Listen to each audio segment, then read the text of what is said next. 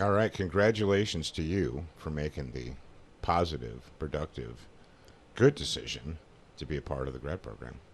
Isn't that right, Jared? Yes. You wonder what are you looking at? I was Oh, you're just looking looking at at the- yourself? No, I was looking In at the monitor? title. Oh, okay. Yeah. I thought it was the title from yesterday, and No, then I realized it's a that different it's one. different. Yeah. So yesterday, Wednesday, we I put forth a hypothesis, and it turned out that I was absolutely 100% right on, spot on. Do we know these people? Like the back of my hand. Always, I know your instinct is to be reasonable out there, but trust me, when I tell you something, it's the gospel. Just drive on with it. All right. We got myself and Jarrad and Zach the Shipping Ogre in the studio, and we're ready to go. We are.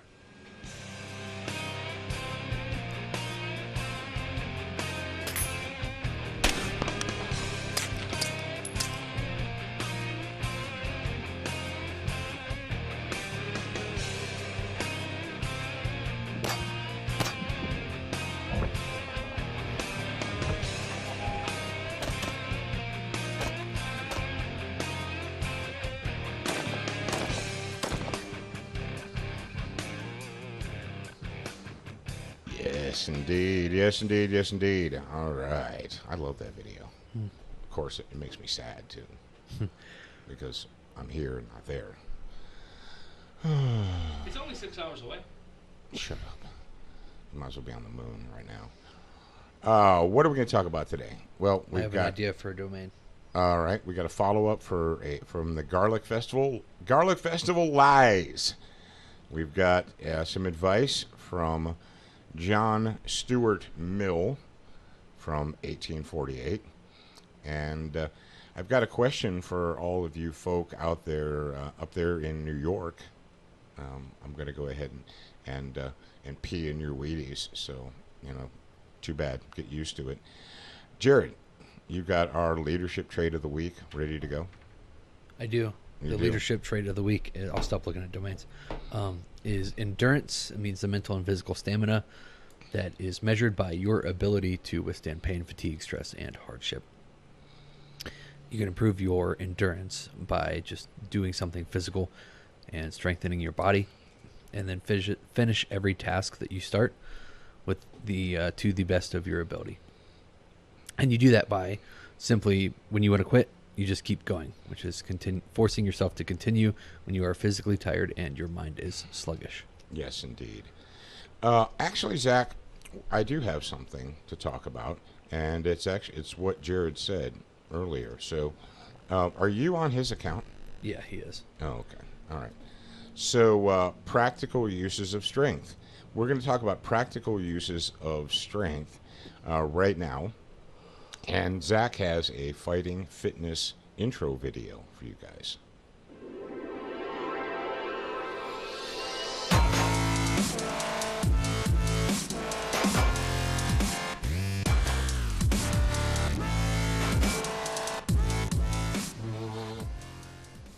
Wow, that was quick, down and dirty.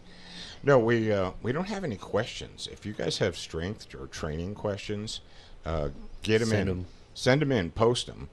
We didn't have any questions, and so we thought we might skip fighting fitness this week. But Jarrad just said deadlifting a piano. Yes. What did you do on Saturday?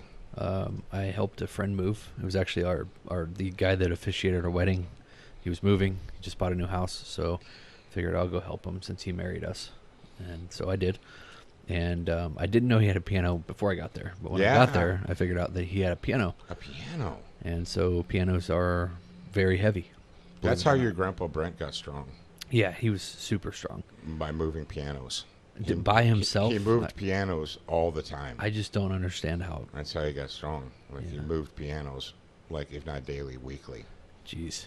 Yeah. Yeah. So, but yeah, a lot of people think that that when you go to the gym, or if it's an easy cop out to say, well, I don't want to be a muscle head, or I don't want to be one of these guys who stands in front of a mirror flexing his muscles. That's not me. I'm better than that. Then don't be. Well, it's not really about that actually at all. It's about having the ability to take care of business in a real world, in a real way. Jarrad, do you remember when we actually first realized the big difference? At least I did. It was a couple of years ago when we were moving furniture. We'd been doing the starting strength program for not quite a year, maybe. I was still in LP, but we were moving things, and we were moving couches and chairs and all that kind of stuff that you have to do, and we were moving furniture with someone else who was not at all involved in strength training. Yeah, and the person who shall remain nameless had to keep setting stuff down every 30 seconds, and we're like, just can you please just pick that up and let's get finished. Just finish this up. But and you're like, oh, you're Mr. Smarty guy. You think you're cool. No, the fact is this person didn't have the physical strength to pick up a living room chair and move it, 100 feet. And that is practical use of strength, because the living room chair is not going to move itself. The couch isn't going to move itself. Sometimes you just need to exert force against other parts of the world. And your ability to exert force against other parts of the world, you don't realize it until you get to that position, until you pick up that dresser or whatever. Yeah. And I know some people out there like, I make lots of money. I just pay people to move all my stuff. I'm like, okay. That's next time I move, that's what's happening. Yeah. Actually, not really, because I was thinking about the other day. I'm like, okay, if we're paying movers, we have to load the stuff anyway. You have to like pods put type everything deal. together. I don't trust another company of people to move my stuff without breaking it, and maybe that's just me. But yeah, and so I was just like, oh, we'll get pods and move it. I'm like, but if we have to pack the thing, I might as well just get a truck and drive it. Yeah, because we're only going 30 minutes and not across the country. Yeah, you're not like you're going to Maine or something like that.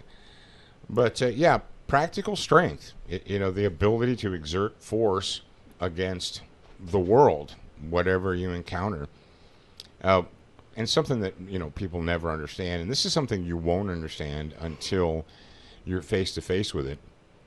But the ability to exert strength against an aggressive human.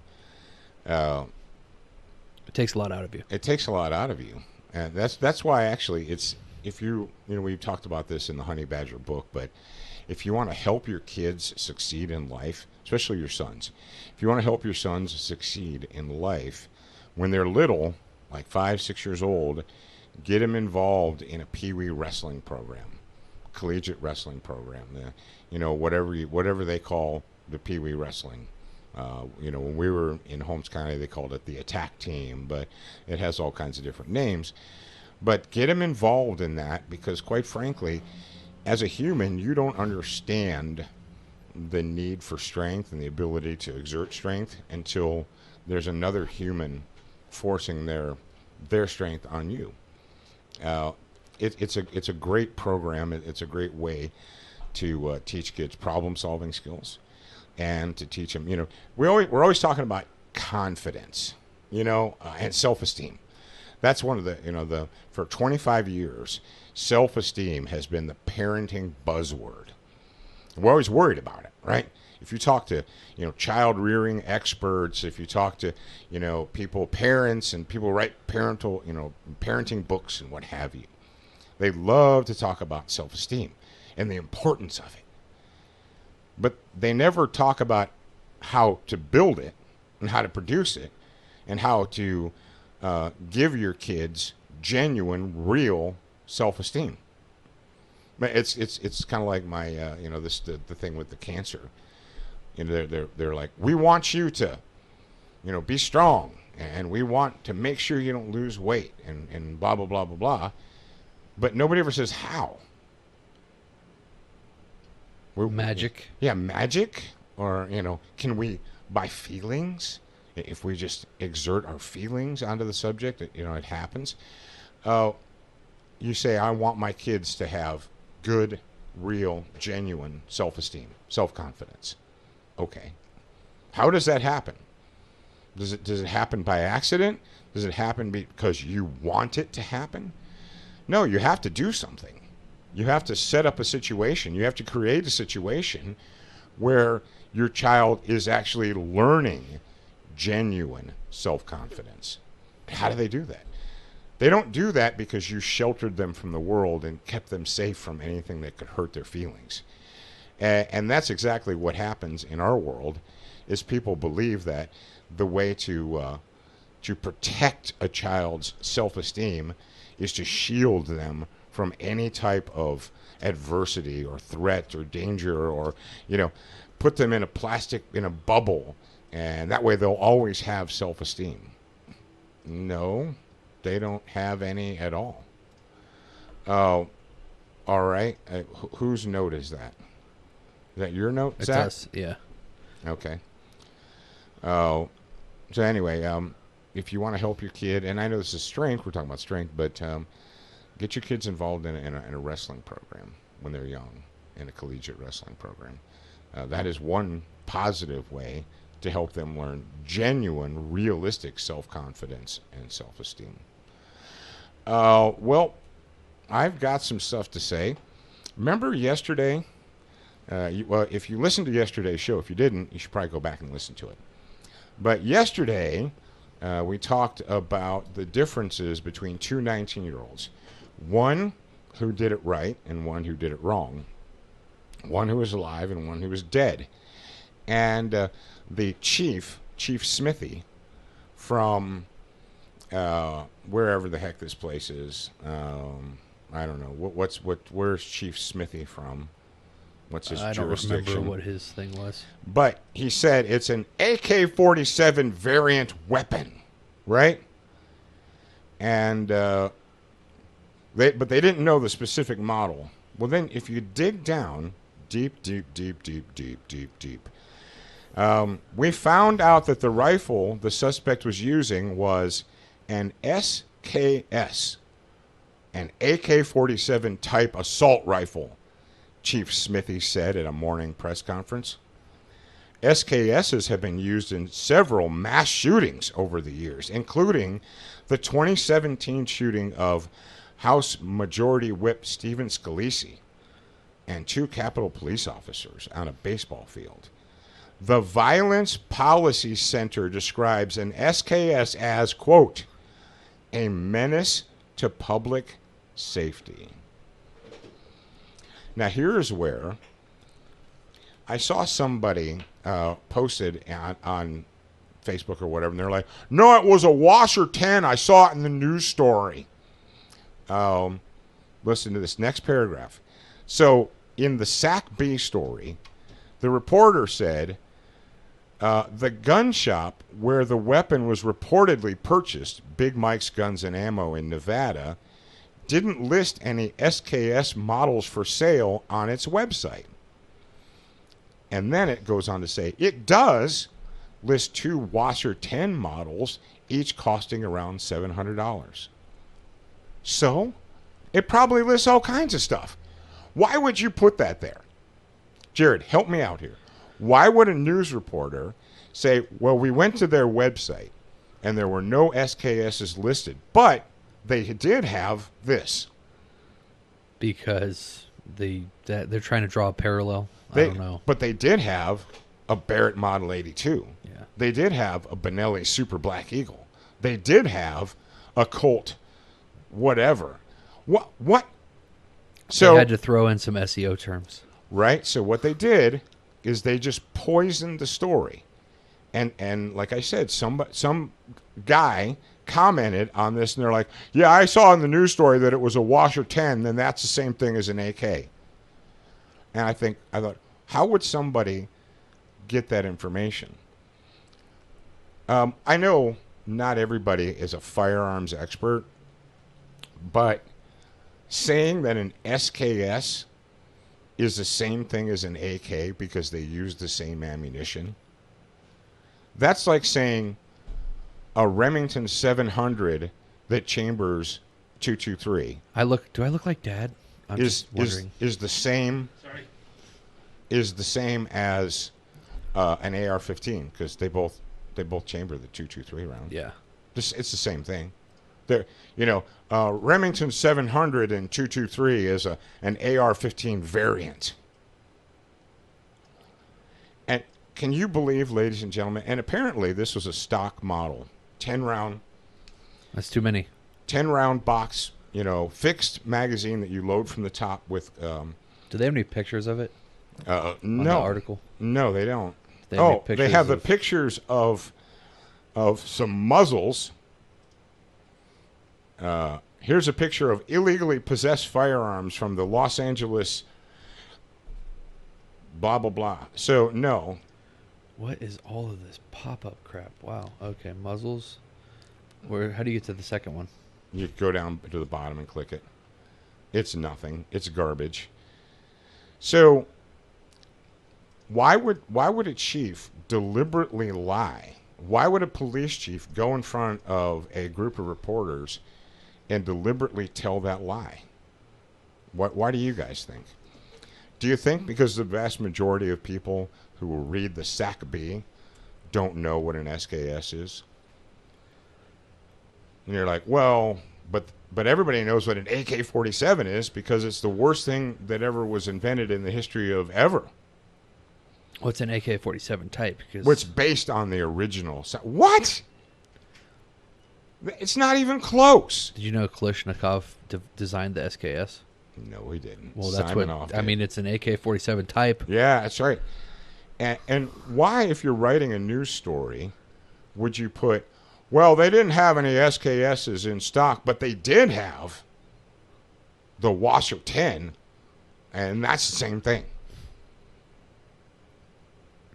Ladies and gentlemen, are you sick? All right, and what did I say yesterday? I said, when he said it was an AK-47 type weapon, I said it could be anything. You literally said it could be an SKS. I said it could be anything. I said it could be an SKS, it could be a Mini 14, it could be anything. Are you tired of being lied to? And here's the thing. I'm sure that, I don't, but you guys probably go to work or church or school or whatever with ignorant, moronic, just sheepish Democrat scumbags, people who think that they're so smart, and they want to tell you, did you see, Mr. Gun Person, did you see an AK-47 was used to kill people, and why should anyone have one of those? Do you know why the SKS was popular in the West, in like California? Because it is a fixed magazine, and it only holds 10 rounds. And apparently last night during the Democrat debates, I don't watch that crap because I know what's going to happen already before it even happens. But not surprisingly, all of the candidates took the opportunity to talk about gun control. And we need more of it. They actually they were appealing for the exact gun control that's in place in California that didn't work. But they want more of it. It wasn't enough. Did you ever notice that after these things happen, that Democrats go out and they pretend that the gun laws don't already exist? They actually lobby to pass laws that already are in place in places like California. And then when they find out, like when the Jihad couple, Mr. and Mrs. Jihad, when they went to their Christmas party and gunned down their Christian coworkers with a California-approved bullet button AR-15, then they rail against the bullet button. And they rail against that exists because of your laws. I don't know about you, but I'm a little bit sick of being lied to. I'm a little bit sick of leftists and Democrats and statists and these ruling class elitists looking me directly in the face and lying to me like I'm a fool, like I'm an imbecile. And I'm not going to take it, and I'm not going to put up with it, and you shouldn't either. But of course, this is California, so they're not going to hold anyone responsible.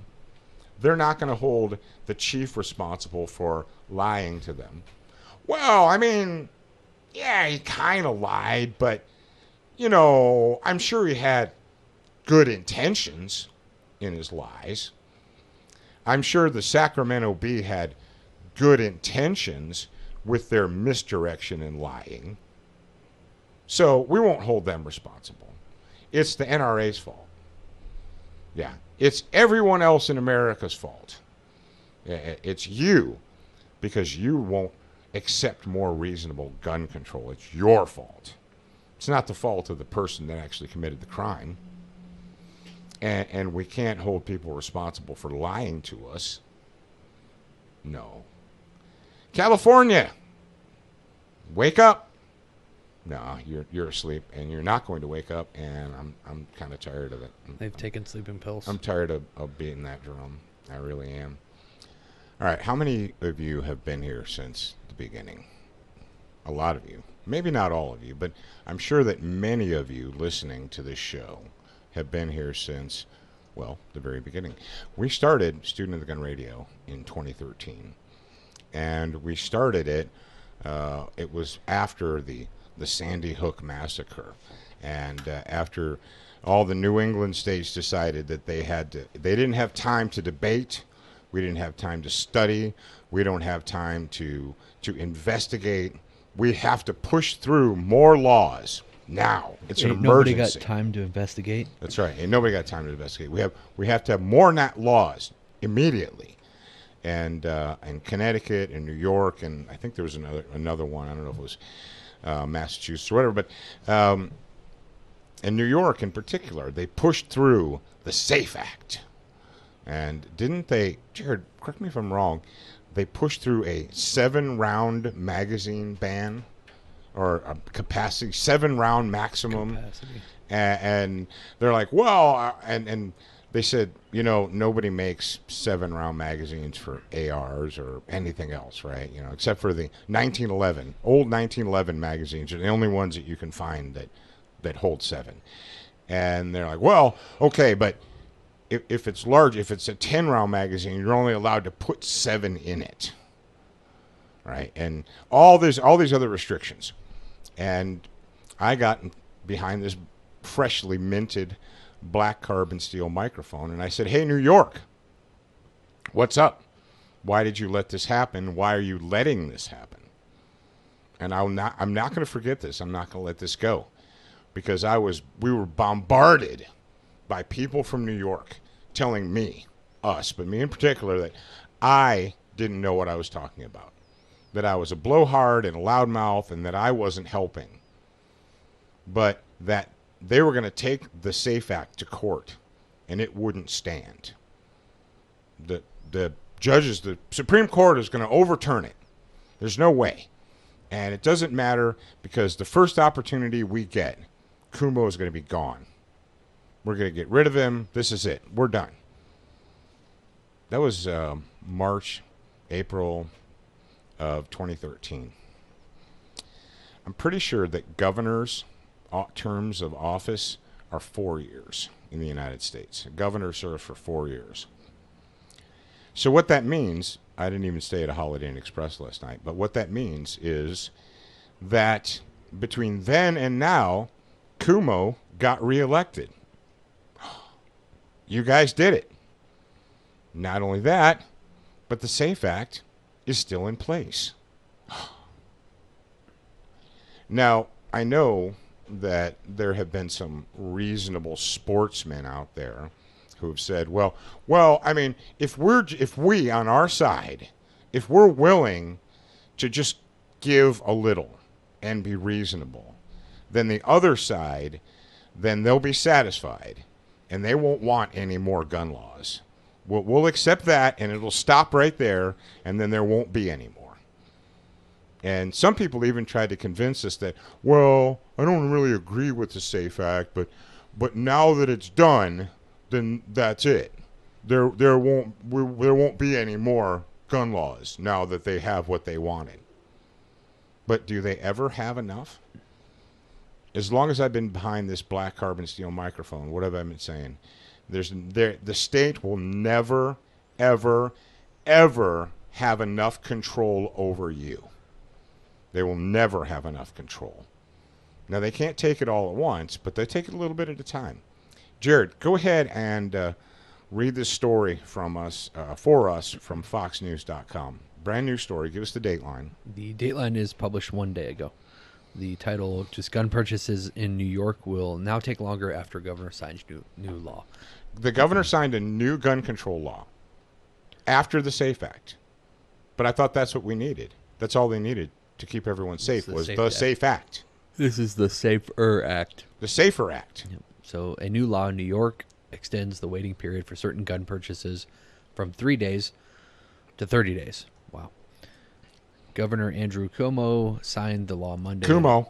Yeah, and it takes effect in September.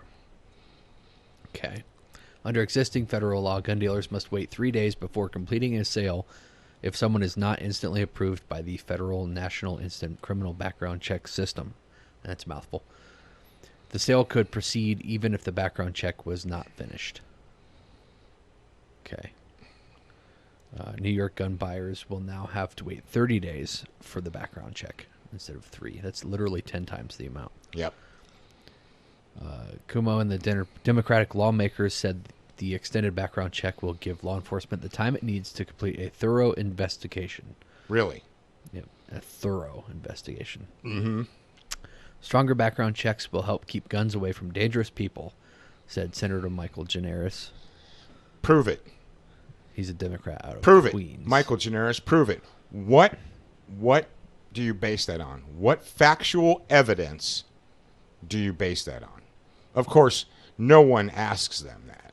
No one tells them to prove it. They're just like, oh, they just accept it. Okay, go on. Tom King. Yep, Tom King, president of the New York State Rifle and Pistol Association, said the new law isn't necessary. The 3-day waiting period worked well, he said, and lawmakers extended for reasons that were largely political. Oh, okay, and lawmakers extended the wait period for reasons that were largely political. So this dude agrees that the 3-day waiting period worked. Okay. This is just feel-good legislation, he said. This is something that the governor and politicians are saying will make you safer. It's hogwash. Cuomo also signed a bill banning bump stocks. A federal bump stock ban took effect in March. All right. So, all of you folks up there in New York, if there's any of you listening, I want to know, why is Cuomo still your emperor? Why is he still the emperor of New York?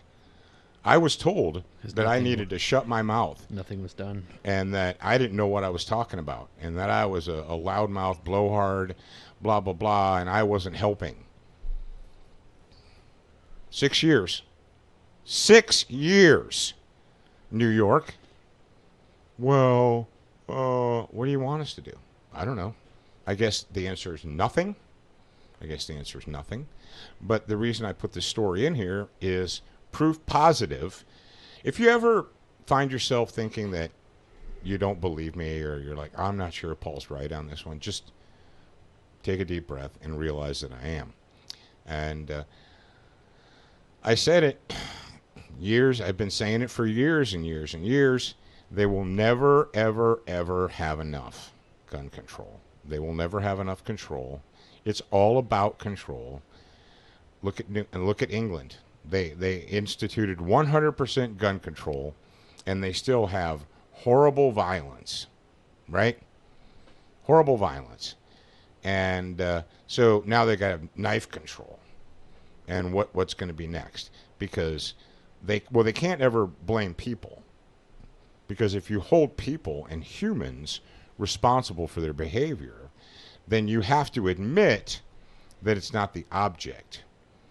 And it's hard to actually enforce the laws against humans. It's easy to punish them, because who's actually punished? Is it the terrorist? Is it the felon, the criminal? The good people. Yeah. The only people that follow the law are the law-abiding. So we punish the innocent The guilty, the evil, are in no way hindered. And we see this all the time, constantly. We see the state fails constantly. The church massacre in Texas happened because the state failed. The state had an opportunity to do its job and stop a bad person from getting a gun, but the state failed. So there you go. And tomorrow, we're not going to get into today, but tomorrow we have more evidence. In Florida, they're losing their minds. I don't know what's going on. There's too many damn people in Florida. There's too many freaking weak, spineless, tax slave, freaking Democrats in Florida, and they're trying to use not Columbine, Parkland, to push through an assault weapons ban, a 10-round magazine gun registration ban in Florida. And they're using Parkland as the motivator. Even though, what do we know about Parkland? The state failed. Every instance. And every level. The sheriff's department, the county, the city, the state, the FBI. Every government agency that had an opportunity to do something, to step in and prevent that from happening, failed. And so what is the solution? More government power. Well, yeah, we failed. The sheriffs failed. The state failed. The school district failed. The FBI completely failed. So what's the answer? Give them more power. Are we living in like an insane... That's literally what we're being told. No, see, what it is they don't have enough.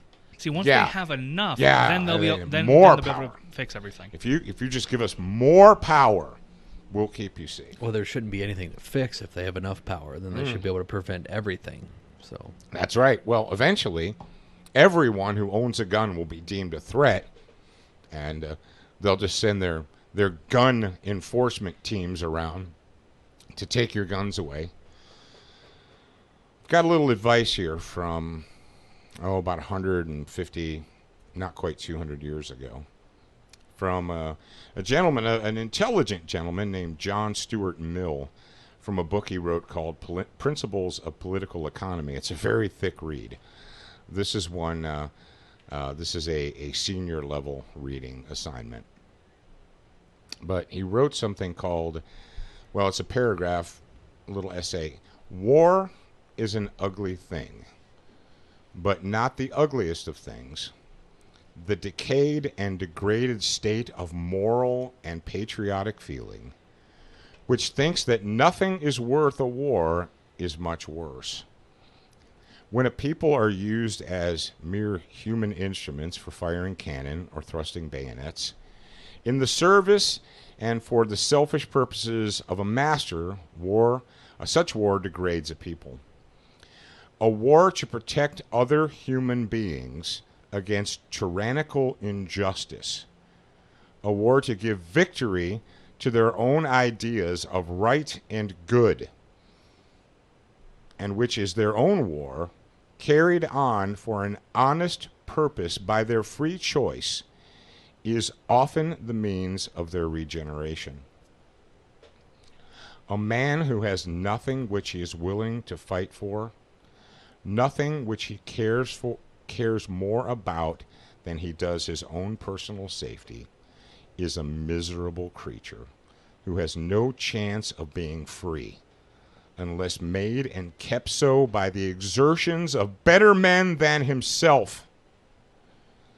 As long as justice and injustice have not terminated their ever-renewing fight for ascendancy in the affairs of mankind, human beings must be willing, when need is, to do battle for the one against the other.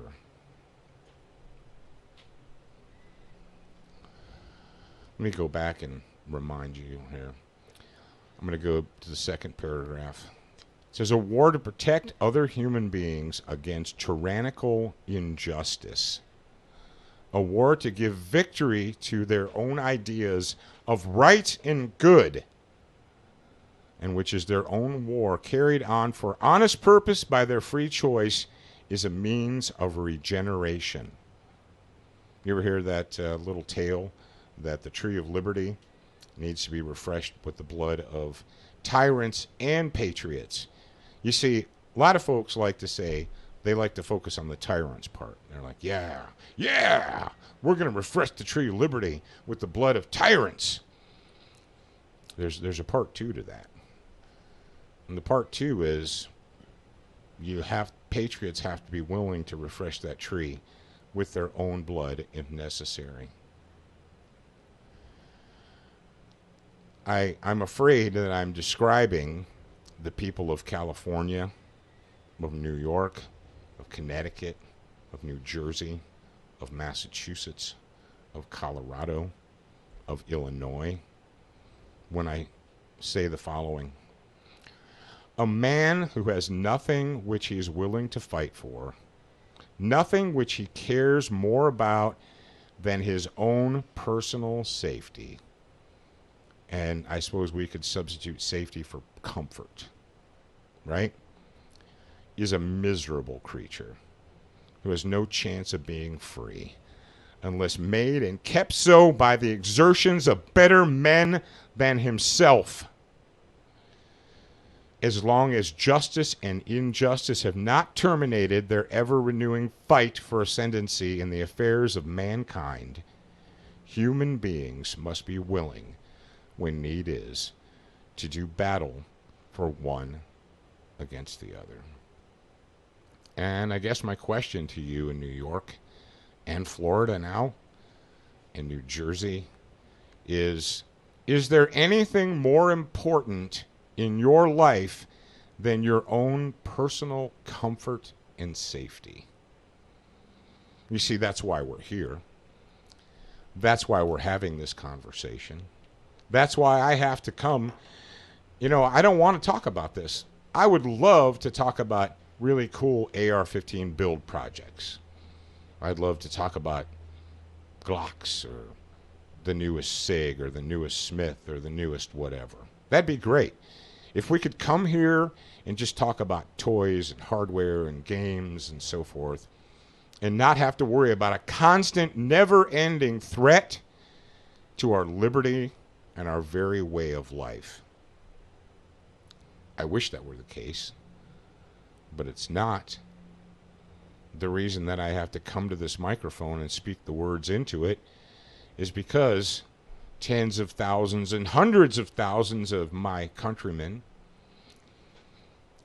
whether they say it out loud, whether they've written it or spoken it, by their actions have said that there's nothing in their life that is more important than their own personal safety and their own personal comfort. Now, if you were to get them one-on-one, and these gun owners and sportsmen, these proud, sportsmen, and say to them, do you believe that you have a constitutional right to keep and bear arms? And they'd say, yes, absolutely, 100%, of course I do. Okay. Do you believe that the rights that were enumerated in the Bill of Rights, do you believe those are inalienable? Do you understand what inalienable means? It means that no man has the authority on planet Earth to take them away from you. No man does. Doesn't matter what their title is. Doesn't matter where they sit. Doesn't matter how many votes they get. Inalienable rights cannot be taken away. You don't have the authority. Cuomo does not have the authority. But he's been granted permission by people who are so wrapped up in their own personal safety and their own personal comfort that they're not willing to sacrifice for their community, for the future of their nation, for the future of their children. The state of New York has said that you can murder a child up to the day it is born. 9 whole months, and it's cool. They have doctors, so-called doctors, they have medical professionals who have a special place in hell reserved for them, who will advise women that if you feel this child's going to be inconvenient, we can kill it. I know that it's fully grown and fully formed and it's inside of you, but we can kill it.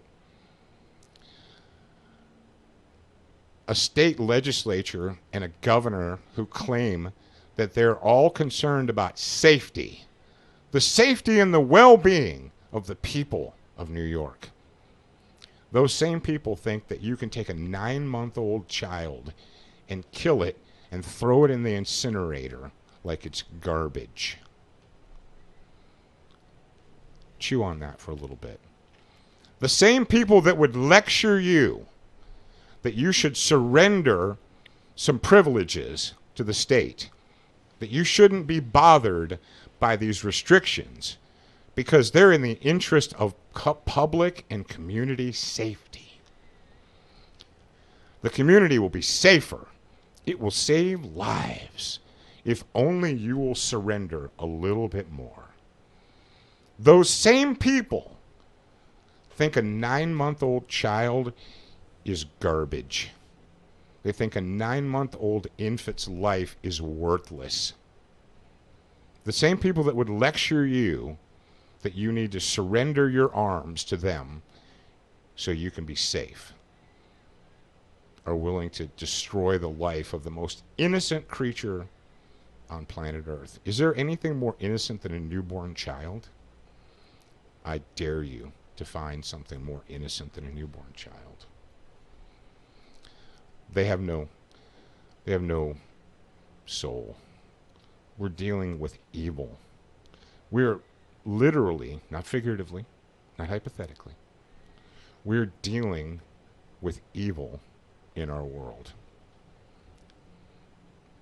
The face of evil. You want to see the face of evil? Andrew Cuomo is the face of evil. Andrew Cuomo smiled and laughed when he signed a New York State bill saying it's okay to murder a 9-month-old child. And what are you in New York doing about it? Nothing. And they'll come for you, one by one at a time, little here, little there. They'll send their forces, they'll send their gun enforcement teams, their firearm units to your home. You answer the door with a gun in your hand at midnight, 2 o'clock in the morning. They shine the lights. They shine the bright white lights through your windows into your face. You answer the door with a gun in your hand and they kill you. They said you shouldn't have done it. It was in the interest of the safety of the gun enforcement unit. And why are they sending these out? Because you're a felon? Because you're a criminal? Because you're a murderer? Because you're an illegal invader? No, because you dared to own an object. You dared to believe that the Bill of Rights means what it means. But here's what you didn't do. You waited. You thought that you could wait it out. Or maybe you thought you could hide. Maybe you thought that they wouldn't get to you. But they will. They'll get to you eventually. They'll get to you, and they'll get to your neighbors, and they'll get to them. And by that time, they'll have made an example of so many people that your fellow sportsmen, your fellow gun owners will be more afraid, and they'll be more terrified. I won't register my guns. I'll hide. How's that working out? How's it working out for you guys? We have a choice to make. In 1848, John Stuart Mill called it. He could have written that yesterday, and it would have applied just as well. A man who has nothing for which he is willing to fight, nothing which he cares more about than he does his own personal safety, is a miserable creature who has no chance of being free. Chew on that for a little bit. New York, Connecticut, California. Chew on that. And ask yourself if this is the country you want to leave for your children. That's all I've got to say today. I'll be back tomorrow with you guys. Tomorrow we got a story. Baltimore slaves beg for permission to protect their own lives. We have more evidence that they failed in Florida. And just in case you we're wondering whether California is rotten from the top to the bottom. We got a follow-up to the chief who lost her gun. It gets even better. Gets even better. All right, ladies and gentlemen, remember, you're a beginner once, but you're a student for life. We appreciate your reviews. If you haven't left a review or updated yours recently, head on over to Facebook, iTunes, Stitcher, iHeartRadio, or your favorite podcast player to voice your opinion. Don't forget to join us at the Student Lounge, a place for like-minded individuals to learn, connect, and support each other. No chicanery will be tolerated. Remember to check studentofthegun.com daily for new, free content and giveaways. Watch, listen, read, shop, and connect at studentofthegun.com. Are you a social butterfly?